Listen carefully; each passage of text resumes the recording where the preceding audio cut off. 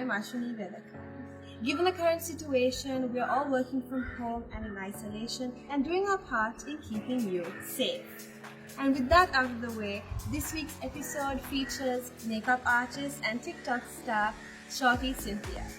But before we get into the show, here's a little sneak peek into her life.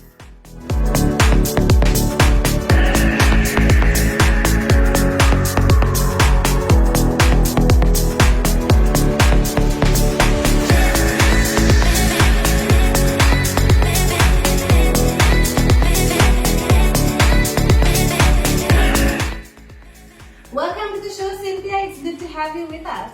Hello, thank you so much. It's a pleasure. Alright, well, before we get into living's burning questions, we've got a fun little game planned for you. Are you ready? Okay, I think I'm ready. Alright, well, the game is called This or That, and you get 5 seconds to make your pick. Shall we start? Yes.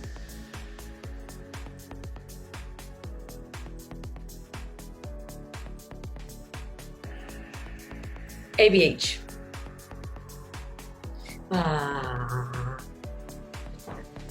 Ardell, okay.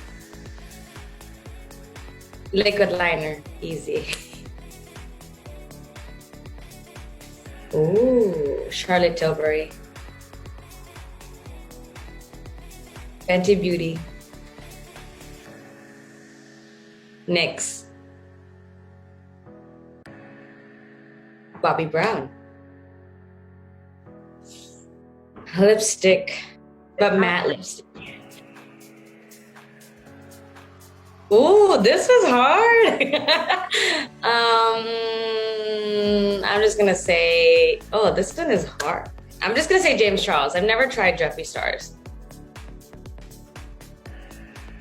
Nikki Tutorials. Smoky. Micellar Water.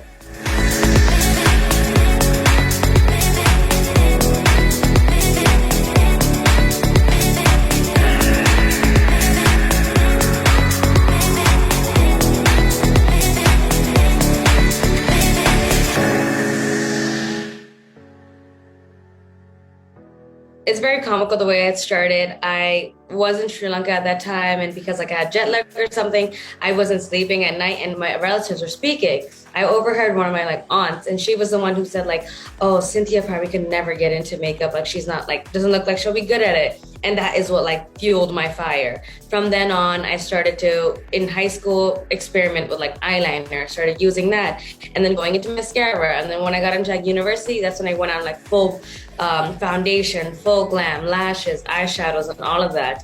And I could say I love everything about makeup. The way it can transform me into a new person. Or if I want to do a natural glam one day, or paint my face and make myself look like a dragon the next day. I have all the space in between to do whatever I want to. I want to say lashes. I don't really like to do any look without them. I feel like even if I'm missing lipstick or I don't have my eyebrows on or something is off, I like to have my lashes on. Oh, there's this one woman. Her name is Vanessa Guins. I'm gonna totally mispronounce her name, but her and her husband are a two-person team. Her husband is the one who edits her videos, and then she's the one who does the makeup. And she's just so gorgeous, and I love it. Absolutely, moisturizer. My skin is super dry no matter where I go in the world. So I need to have a moisturizer. I want to say moisturizer serum Duo, because I just need to have all of that in. Even beauty related, let's say deodorant, because hygiene is important. So I need to have my deodorant on because I sweat like an athlete, even though I do nothing. So those two. I want to say a good eyeliner, because worst case scenario, you don't have any makeup, you do that. But I am a person who likes to do more full coverage and the full face compared to one item and move on. And a good lip liner, I feel like it can really change the look.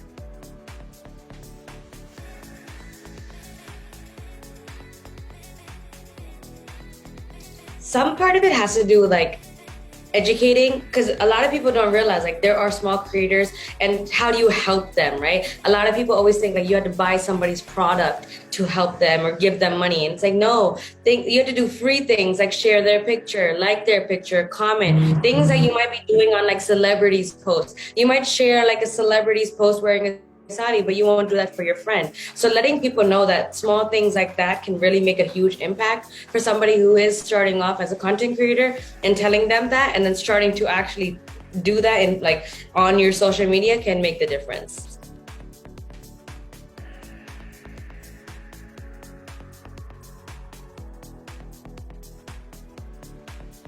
When I first started, I felt like I didn't go into it thinking like, oh yes, I'm a brown girl doing makeup. It was more of like, I want makeup, I like makeup, and I want to just put it out there and be famous. Like that was just like my idea. So after I started to do that is when I realized like, whoa, there are so many people who really are struggling, who are just darker in skin tone. Like that's the only reason they're having such a hard time, because they never see a tutorial made by a darker skin woman, or somebody telling them like, this is the foundation you can use. Or like if you have hyperpigmentation, that's one of the biggest like questions I've always get asked, because a lot of people don't talk about that. A fair skinned makeup artist doesn't have to conceal their face as much as we do if we're trying to hide those hyperpigmentation like or spots and things like that. So when I got online and people started to ask me like, oh, what foundation are you using? How do you do this? How do you do this? I realized there is a lack of diversity online. Like as much as you know, you don't realize like the small things, like what kind of foundation shade are you using? Because I never get shade matched to the color, like the correct color and things like that. So I was like, wow, this makes a big difference.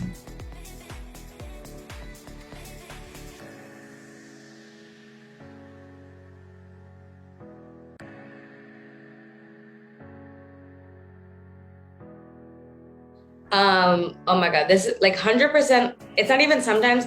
I think 100% of the time, what makeup you see online is totally different from in person. In person, you have weather, you have lighting, you have like up close, like HD eyesight, right? So you see everything, you see the pores, everybody smooths their pictures out, and light just blurs everything out. For me personally, when I do my makeup tutorials at home, I do have lighting system in front of me. So all of that light is just gonna change my makeup to a whole whatever. Like sometimes I even look a lot lighter than what I am, because I have so much light just like penetrating my face.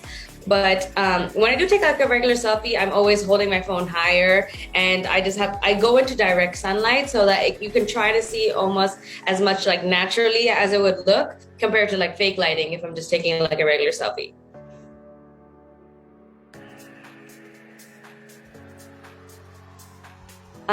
With jewelry, it's more of the idea like I've loved being extra. I love bright colors, sparkle, diamonds, glitter. So jewelry was that idea that you can like put glitter on your body, right? When we were younger, and especially in the area that I live in, we don't have a big brown community, so we have to drive like 45 minutes away just to buy some earrings, and they'll be like $60-$70 for them.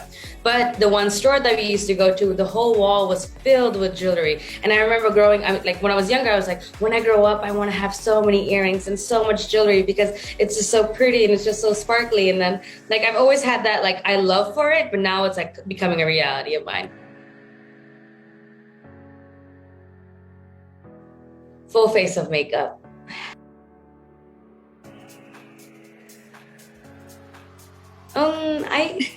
It depends, because I feel like a lot of times, even on my Instagram, people think I choose a lot more Eastern, but I do prefer. I think I look better in it compared to Western, just because I think I have no style in the Western style like life. But if I had a stylist, maybe Western. Both of my parents are born and like raised most of their life in Sri Lanka.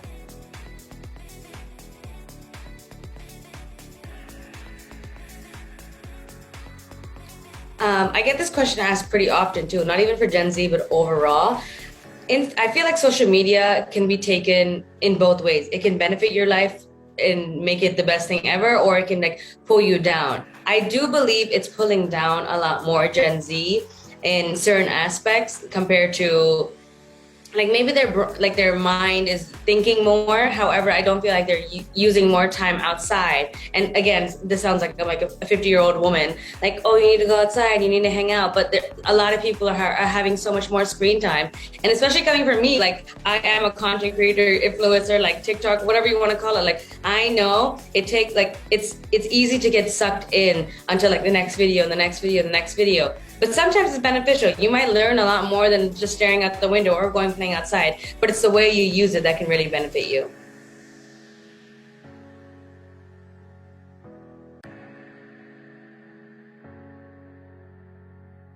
I love collaborations. I do believe sometimes it's more difficult, and there is that fine line of it. This could be weird. Like, what was the reason for it? Personally, it's for me. My life has changed with collaborations. As in, I have met so many people who I would have never met if it wasn't for social media, and to be able to like connect with people. And at first I was like, okay, I'm a makeup artist, I can only collab with makeup artists. But then thinking about like, no, sometimes you don't have to. You can find similarities between you because you can share. Recently, I just was like you could say collaborated with a food blogger, which I thought was so interesting. And it wasn't like I'm gonna do something like we're trying to relate weird things to each other like food and makeup. We just expressed ourselves. Like I enjoy her content because she creates this, and I got to show my followers her, and then she got to tell her followers about me, and it was like, oh, I'm a makeup artist, and it was more of a introduction to each of our followers about each other, and it didn't feel forced. It didn't feel like, oh, my eyelashes they look like this type of dessert and she makes the dessert, and like we didn't try to force it. We were just like, we like each other, and we want to introduce you, because a lot of the times our followers are like our friends, and we want to give them the best recommendations. Like, this water was good, this makeup brand is great. So I'm telling them about other people who I also genuinely believe are great people for like social media. I don't even know. Like, you can't ask this question to a foodie. There's like no favorites. Everything is a favorite. Like, I can eat rolls for days. Like every meal of the day, I can eat roll. String hoppers with like sodi is my favorite too. It's like a simple meal, but it's really, really great. I, in my life, turned vegetarian. So kottu used to be one of my favorite meals, but I feel like it's not the same without like mutton curry or like chicken curry in it. Veggie kottu is okay, but that's just not the same. But yeah, I have so many different foods. I'm like, putku, like, oh, I can just go on and on. Now you're making me hungry. Scindia, நீங்கள் யார் என்பதை எமக்கு தமிழில் அறிமுகப்படுத்தி வைப்பீர்களா? எல்லாருக்கும் வணக்கம். என் பேர் Scindia Victor. நான் இன்ஸ்டாகிராம்லயும் டிக்டாக்ல மேக்கப் ஆர்டிஸ்டா இருக்கிறேன். உங்களுக்கு விருப்பம்னா என்ன ஃபாலோ பண்ணுங்க, வந்து பாருங்க நான் என்ன செய்யறேன்னு. Alright, well, it has been an absolute pleasure having you on the show with us. Thank you for joining us on Living Gets Real. Thank you so much for having me. I had such a fun time. And that's all the time we have for you this week. Don't forget to follow us on Facebook and Instagram to catch the latest episode of Living Gets Real. Thank you for watching and stay safe.